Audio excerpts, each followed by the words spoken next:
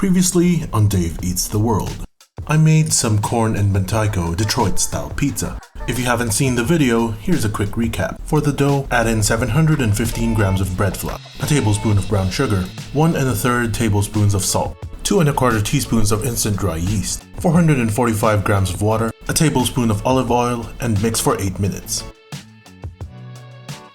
Divide the dough into 2 equal parts and let it proof for 3 days.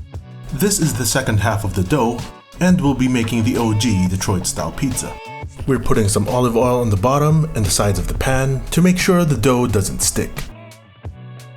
Now we're rolling the dough into a neat little ball. Next, we're going to cover it in cling film and let it sit at room temperature for 30 minutes. While we're waiting, it's time to make the tomato sauce. I'm using 400 grams of canned tomato. First, we're going to strain out the liquid. After straining, transfer the whole tomatoes into a bowl. Using your hands, crush the tomatoes as best as you can. It doesn't have to be perfect.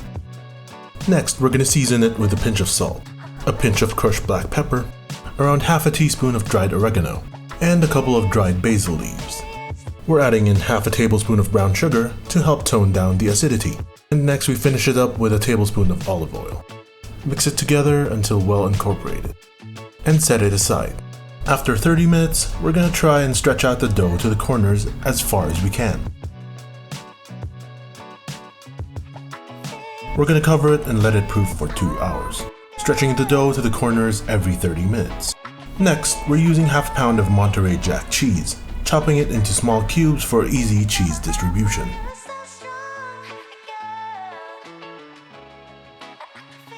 This is what our dough looks like after proofing for 2 hours. We're going to give it one final stretch before putting on the toppings. As with our first Detroit-style pizza, we're going to put on the cheese first, making sure to line the edges as we go. Next, we're going to apply the tomato sauce in the traditional Buddy's Pizza racing stripe.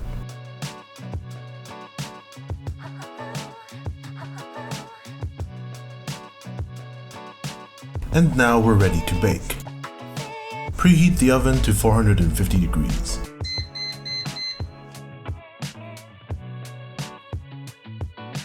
We're going to bake the pizza for 18 to 25 minutes.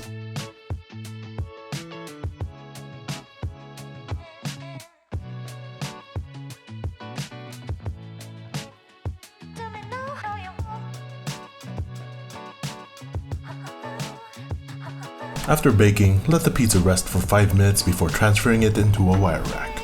This ensures that the bottom stays nice and crispy. And now, after all that hard work, our pizza is ready.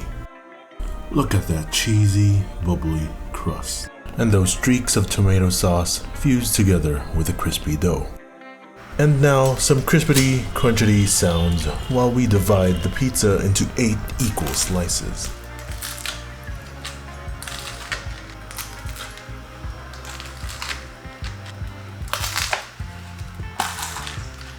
Ladies and gentlemen, the moment of truth. The crust is crispy, the inside soft and fluffy, the cheese salty and sharp, paired together with the tanginess of the tomato sauce, and this is just chef's kiss.